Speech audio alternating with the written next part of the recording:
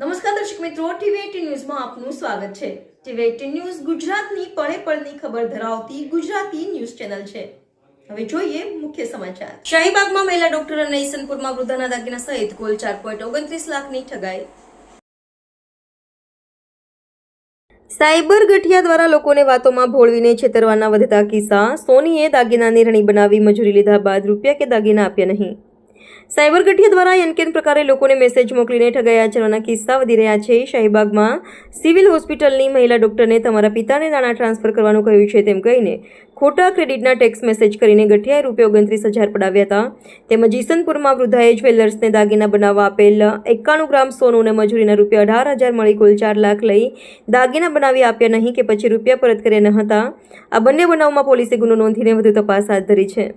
Civil કેમ્પસમાં હોસ્ટેલમાં રહેતા અને રેસિડેન્ટ ડોક્ટર તરીકે અભ્યાસ અને ડોક્ટરની પ્રેક્ટિસથી યુવતીએ શાહીબાગ પોલીસ સ્ટેશનમાં અજાણી વ્યક્તિ સામે ફરિયાદ નોંધાવી છે। તારીખ 26ના રોજ તે હોસ્પિટલમાં હતા। તે સમયે અજાણ્યા નંબર પરથી ફોન આવ્યો હતો અને કહ્યું કે તમારા પિતાએ તમારા બેંક એકાઉન્ટમાં રૂપિયા ટ્રાન્સફર કરવાનું કહ્યું છે, જેથી ફરિયાદીએ હા પાડી હતી।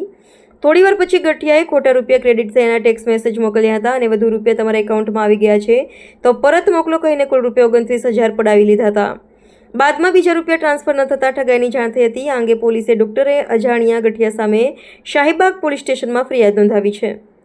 બીજા બનાવમાં ઘોડાસરના એવલોન કોટિયાડ ખાતે રહેતા અંજનાબેન કલ્પેશકુમાર શાહ ઉંમર વર્ષ 61 ઈસનપુર પોલીસ સ્ટેશનમાં યશોદા પાર્ક કોમ્પ્લેક્સ ભાડુઆતનગર ઈસનપુરમાં રહેતા અને ટીશા જ્વેલર્સના નામે વ્યવસાય કરતા ટીશા જ્વેલર્સના નિમેશકુમાર કૌશિકભાઈ શાહ સામે ફરિયાદ નોંધાવી છે કે તેમને કરિયાવરમાં જે દાગીના મળ્યા હતા તે દાગીના જૂના થઈ ગયા હોવાથી તેને ગાળીને નવા બનાવવા હોવાથી તે દાગીના 2020ની સાલમાં આરોપીને આપ્યા હતા, જેથી આરોપીએ ત્રણેય દાગીના ગાળીને એક રણી બનાવીને રણી આપીને દાગીના બનાવવા આપ્યા હતા, જેમાં રણીનું વજન 91.630 ગ્રામ હતું। ત્યારે મજૂરી પેટે ₹18,000 પણ આપ્યા હતા। બાદમાં કોરોનાનો સમય આવતા જ્વેલર્સની દુકાન બંધ રહેતા વૃદ્ધા સોનાની રણી અને રૂપિયા પરત માંગીને દાગીના નથી બનાવવા તેમ કહીને અવારનવાર દાગીનાને રૂપિયા પરત માંગતા આરોપી બહાના બતાવતો હતો।